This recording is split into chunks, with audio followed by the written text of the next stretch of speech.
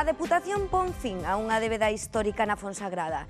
O rematar o 100% das obras que o organismo provincial acometeu no municipio con cargo ao canon hidroeléctrico. De seguida coñecemos outras actuacións que o ente provincial levará a cabo neste municipio.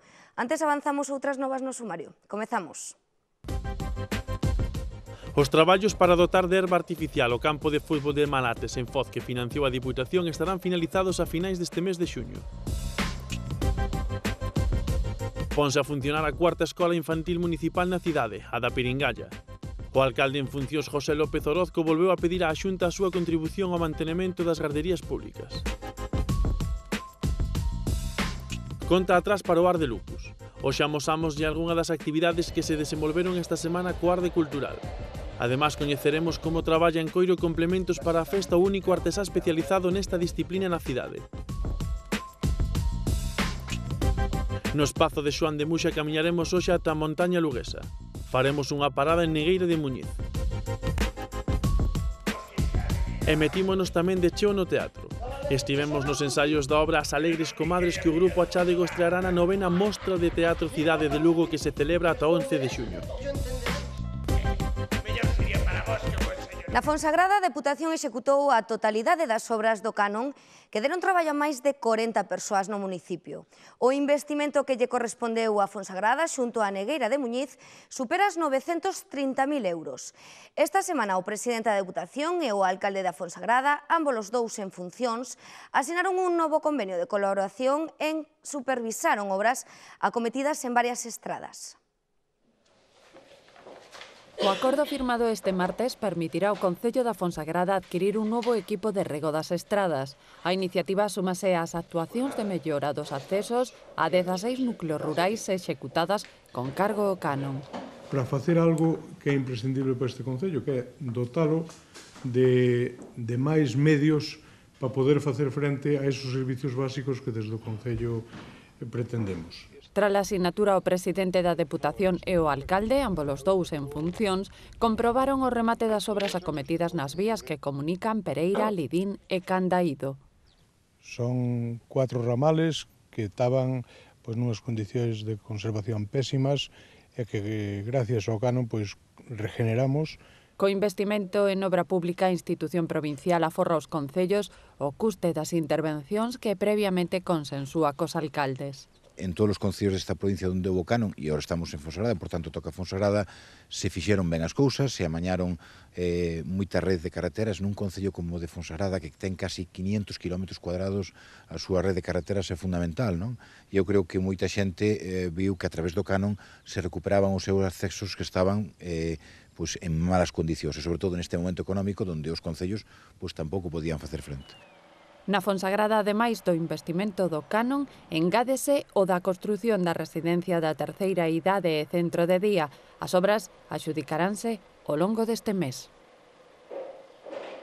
Os traballos para dotar de herba artificial o campo de fútbol de Malates en Foz están prácticamente finalizados. A finais de mes, os equipos da zona xa disporán dunhas instalacións deportivas axeitadas para estrear este mesmo verán. A actuación dotada en 450.000 euros enmarcase dentro do plan de inversión en obra pública da Deputación, deseñado para adiantarse a crise e xerar novos postos de traballo.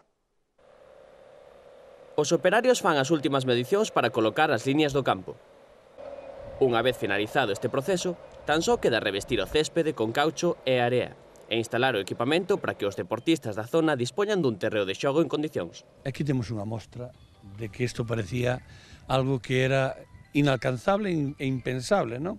Cando empezamos a falar desto. Bueno, eu creo que ustedes mesmos poden comprobar que isto é unha realidad e que desde logo quedanos aquí un campo para facer todo tipo de deporte e xugar como é debido. Esta é unha das 9 actuacións que o organismo provincial acomete no municipio Mariñá no marco do Plan Extraordinario en Obra Pública.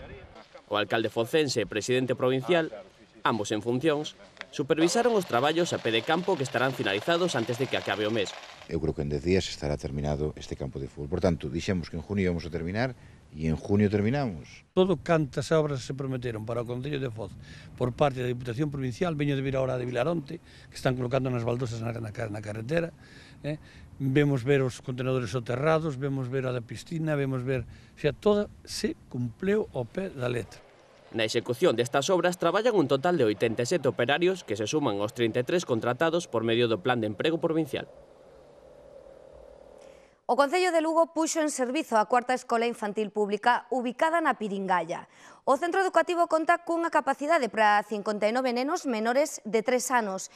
Está dotada con 600.000 euros, financiados íntegramente pola entidade local. Con esta e a de Sanfiz, o Goberno local duplicou no 2011 a oferta de prazas na rede de garderías públicas existente, quedando así cuberta a totalidade de solicitudes municipais para este servizo. Os pais dos nenos estrearon as novas instalacións, que contan con 4 aulas totalmente equipadas e adaptadas para nenos menores de 3 anos.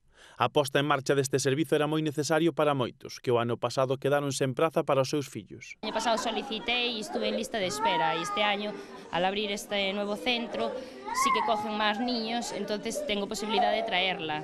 Intentei buscar na privada e que non hai plazas. O problema é que non había plazas. O sea, xa non que queiras pagar ni máis ni menos, é que non hai plazas. O sea, que necesario non.